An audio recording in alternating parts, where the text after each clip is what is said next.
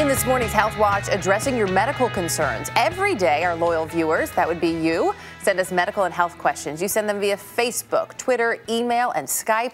And medical correspondent Dr. Jennifer Ashton is happy to answer them for you. She joins us this morning with some answers. Yep. Can I clear up one thing before we start? There have been some questions in the studio. We didn't call each other. We didn't plan. No. We didn't know we were both wearing red. We're just on the same psychic vibe. We are connected. So now that that's out of the way, Sherry from New York City has a question that a lot of people can probably relate to these days. We put so many things in our ears, and I think we have her saying it on camera.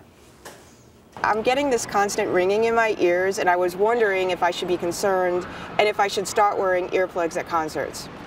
Ooh, earplugs at concerts, huge problem, either at a concert or just listening to an iPod or MP3 player. Yeah. The fact of the matter is, ringing in the ears, if it happens occasionally, once in a while, and then it goes away and it doesn't get worse, very common, not serious. If it comes and it does not go away and it is getting worse, then you really want to see an ear, nose, and throat specialist and have your ears examined. It could be as simple as a wax buildup. Certain medications like antibiotics or aspirin can cause it. Exposure to loud noise can cause it. So if that's something that you like to do or have to do because of your job, absolutely earplugs can make a big difference. Okay, but it never hurts to wear them at a concert. Absolutely In fact, not. it's always a good idea. Very important. All right, Sherry, there's your answer. Next up is Jen from Colorado Springs, who is joining us via Skype. There she is. Hey, Jen. Recently, a mammogram detected calcifications. What are they, and am I at a greater risk for developing breast cancer?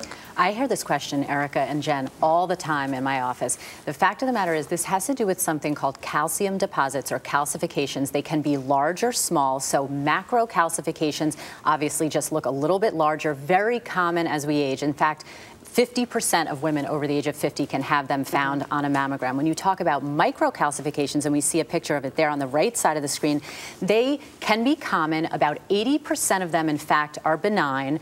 But if they are irregularly shaped or tightly clustered, they can be a suspicious indication that there may be a cancer there. Of course, you always have to remember that a lot of things like presence of infection or certain types of cysts, even breast cysts, can cause calcifications. And you can't always connect what you see on an imaging test to a biopsy. And one would think that if there were something in there that was cause for concern, obviously your doctor would bring it up with you. Absolutely, okay. And the radiologists are very good at delineating that. Okay. Well, I want to move on now to Jen. Thanks for your question. Thanks for joining us this morning. Jackie, who is a fan of the early show on Facebook, which we love to hear, thanks, Jackie, is writing in about common winter allergies. Just because there's no pollen out there like the springtime doesn't mean they go away. She wants to know, what are some common winter allergies and what are some ways to combat them? Well, you know, as Jackie said, so many people only think that you're exposed to allergies in the spring, summer, or fall. In fact, when you go inside, what you see typically is people have greater exposure to things in indoor environments. So we're talking about things like dust,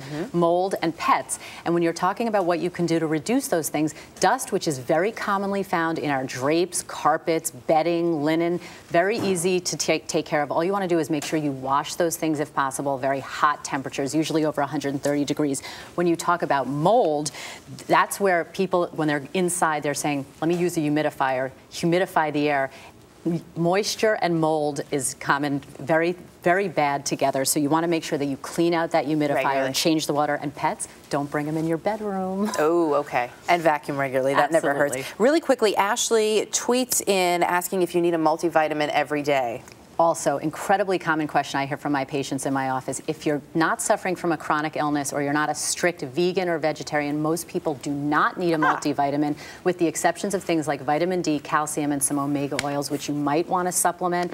Check with your doctor, but most people, they like to take multis, but they're not going to catapult your health to a different level. And one less, see, now it's one less thing to worry about in the morning. I like that. Dr. Jennifer Ashton, always good to have you with us, of course.